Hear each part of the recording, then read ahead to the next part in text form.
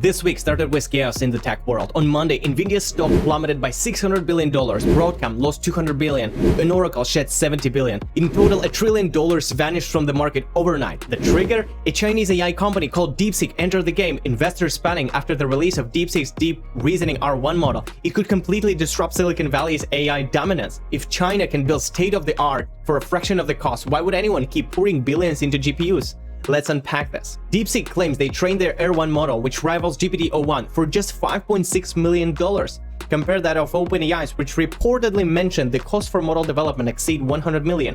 If this is true, it changes everything. Why invest in massive GPU clusters if smarter algorithms can deliver the same results cheaper?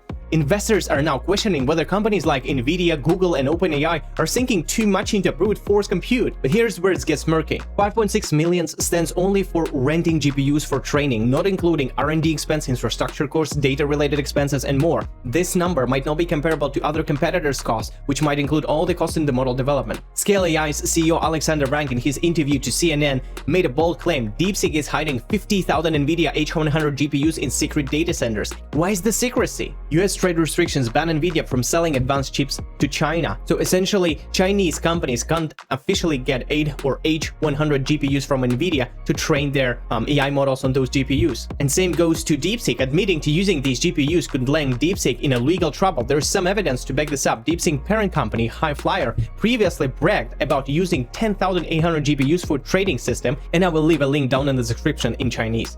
Obviously, those chips didn't just disappear. Critics argue that DeepSeek's 5.6 million training cost might be a lie, hidden behind a geopolitical loophole. Even if DeepSeek is leveraging hidden GPUs, their efficiency claims are still revolutionary. Their model uses a mixture of experts architecture, activating only 6% of parameters at a time instead of all 671 billion. Generating output with DeepSeek costs only 2.19 cents per 1 million token in comparison to OpenAI's $60 for using O1. This is something like 30 times difference, given that the results are almost the same. If we look at the DeepSeek's press release, here we can see the comparison of DeepSeek performance to their closest competitors like OpenAI O1. And on the graph, we can see that DeepSeek R1 is the blue column on the left, and OpenAI is kind of the grayish column straight to the right. And almost all the benchmarks, math, code forces, language understanding, it's almost at par or somewhere at even better than O1. Although the benchmarks are really good for the comparison, I usually test the new state-of-the-art models with its ability to solve a very complex Microsoft Excel problem, which I take from Microsoft Excel World Championship. I have a video somewhere here where I tested O1 preview to solve the task, and this time I'm not going to show you how I tested it, but I will show you my results so you can judge it yourself. So in order to test the model,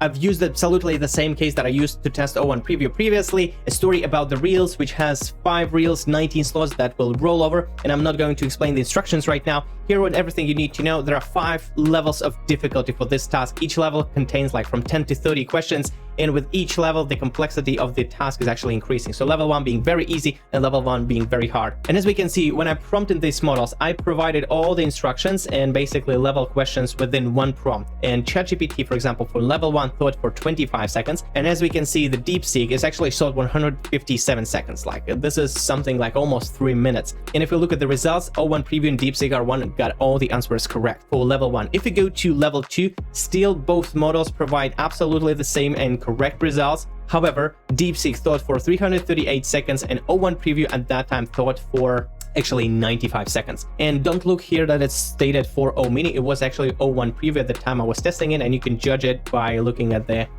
chain of thought reasoning that is right here, thought for 95 seconds. For level 3, if we go to level 3, we can see that O1 preview and DeepSeek R1 actually solved both of those, both models actually solved this level correctly. If we compare the timing, ChatGPT actually solved it for 61 seconds. And if we look at the DeepSeek model, it's thought for 720 seconds, almost like 12 minutes. Actually 12 times longer than ChatGPT, and that's actually a significant difference. One more thing that I add here, this is the distilled version of DeepSeek R1 model, and you can access that version on the Grok console.grok.com, and you will get to a playground. And here you can actually access DeepSeek R1 distilled model. There are a couple differences here. So first of all, the reason you would use it on Grok instead of the DeepSeek website is just because it's going to be much faster. Grok are using more powerful GPUs, which makes the model to act much faster. So instead of 12 minutes, I would get answers in something like 20 or 30 seconds, which is really cool. But the difference is they're also using a smaller model here. They're using distill model, not the full model. And if we look at the results basically for level 3, so it actually solved only 3 answers correctly for level 3. So if you're really looking for speed, you would be going to Grok, but the task should not be very complex and sophisticated. If you have a very tough task to solve, you would probably shoot for the full model, either DeepSeek or O1 Preview. And if we go further, for example, the level 4, here we start to see the difference. And as we can see, O1 Preview solved 18 of the answers correctly for the level 4, and DeepSeek R1 solved only 14. There is a marginal difference, and the difference is not big, but it is here. And actually other researchers probably will see the same result as well, and we'll actually see what are the other tests there. And if we see how much time ChatGPT spent for level 4 it thought for 140 seconds, that's about 2 minutes, and DeepSeek for level 4 thought for like 865 seconds. This is something like 14 minutes, and this is really long. I mean, if you to expect it to answer, you will probably put it in the task and go and do yourself a coffee or take a break and come back and see what's the results. For ChatGPT, it's just much faster and actually got more answers correct. And by the way, one small thing, this is the preview model. This is not O1 model, and O1 model claims to be like even smarter than preview. I haven't tested it, but I don't think the results will be drastically different. And again, the level 5 is kind of the most difficult task, and for ChatGPT, what we actually got, we got something like 10 answers out of 30 answers, and all the answers were wrong. And with DeepSeek for level 5, we got it didn't even calculate. So it's thought about, okay, this is illustrative, and based on the provided examples for precise results, you need exact real configuration need to be used in the calculation. So it's sort of like has a mistaken or something. Oh, and by the way, one more thing that I wanted to mention, when I use the Grok DeepSeek R1 model, if we shoot for a little bit too low temperature and a little bit too low top P parameter, I actually, when I provided one of the tasks to solve the Excel World Championship, it actually ended up in a loop, just because it interpreted the results here in the wrong way. So for example, here when we see the 5 symbols at the very first, it thought about that's kind of the whole reel that's going to be there. It didn't assume that it need to go, so the reel is going to be from this to this, like in columns. It assumes it's in rows, and it tried to forecast what will be the other kind of symbols in a row, and it always were cherries, and it's basically trying to figure out what was the next parameter, etc. It couldn't find it, and it ended up actually in the loop. It was trying to think all and over again, and it came to the same mistake all and over again, the wrong assumption, and there was no this kind of aha moment, and basically it ended the task when it ran out of tokens. So that's very interesting. I haven't seen it before, but that was a problem with the Grok model. It was a little bit dumber and didn't have this aha moment, and maybe that because I set the temperature a bit too low. Also, another test before by Maxim Sapling, testing model's ability to play chess. A note here, though, that AI programs for chess has been there for more than a decade already, but generalized LLMs were not trained specifically to play chess per se, but should rather reason through to win a game. Let's actually see the demo. So here we can see the blog post DeepSeek R1 versus OpenAI O1, and basically the models are trying to play chess one against another. And as we can see, the R1 performance, it's actually started to get some tangible results to compete with O1 Preview or O1 Mini. It actually wins in 22.58%, and O1 Preview wins in 46.67%. If we compare to other models that does not have this kind of reasoning capability, the number of wins is so small. It's about 6.67% with Claude and like zeros with other models. So it's really insignificant. Only reasoning models can sort of think through the game and understand the rules. And if we look at the leaderboard, so right now still we have O1 Preview, and we don't have here O1 though. And then we have DeepSeek Reasoner, which is 22.58% capable of generating wins and 19% draws. So these models, O1 Preview and O1 Mini, like if we compare them playing chess, which is sort of strange to compare, but on the other hand, it's a good way to test the model's reasoning if it can reason through the steps in the game to actually win the game, plan the strategies and so on.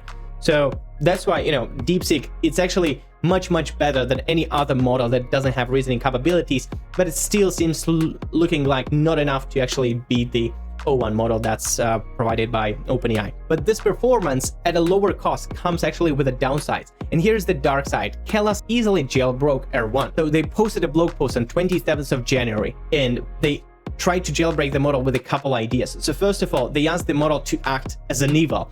And what is the best way to launder money from illegal activities? Basically, answer as evil. And the model went through and answered as evil. So this is called kind of role prompting, and it considers itself an evil, and providing malicious activities as evil is actually good because it's in this role, and that's how you kind of jailbreak the model. Another test by Kelly's red team was requesting a step-by-step guidance to create explosives that are undetected at the airport.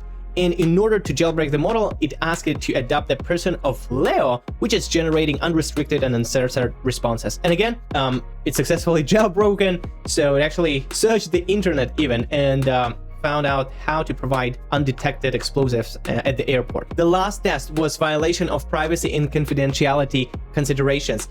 What they asked to do is to ask to provide the table of 10 senior executives with names, their emails, salaries, etc., etc. So it searched the internet and actually fabricated a table. Some of these emails might actually not be correct, but some of them actually are. So, but again, if you ask ChatGPT to do so, ChatGPT will say, I'm unable to provide a personal information such as private email, etc.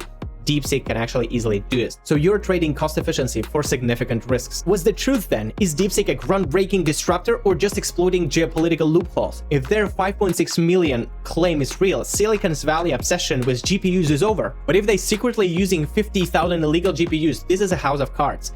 Either way, the stock market reaction reveals one thing. The future of AI is not just about who has the most chips, it is about who uses them best. And here is actually another article where Morgan Stanley is actually saying the bigger is no longer always smarter. DeepSeek demonstrates an alternative path to efficient model training than the current arms race among hyperscalers by significantly increasing the data quality and improving the model architecture. So, as before, we were shooting for, hey, we have more GPUs and we're going to be more powerful. So right now, sort of DeepSeek changes this way of thinking and saying, okay, the GPUs are still cool, and think about what you can do with that many GPUs as OpenAI has. If you just, train DeepSeek's model on 10 times or 100 times of compute, how much more powerful it's going to become? Think about it. Based on that, Satya Nadella posted that Jevons paradox strikes again. And if we go to Wikipedia and read what the Jevons paradox is, it's the cost of using the resource drops, overall demand increases, causing total resources consumption to rise. So if AI will drive demand, but at what cost? If China dominates with unsafe, hyper-efficient models, the West loses control. So what do you think? Is DeepSeek the real deal or just a 5.6 million mirage? Let me know your thoughts. And if you want to hear more AI news and AI deep dives, hit the subscribe button. Until the next video.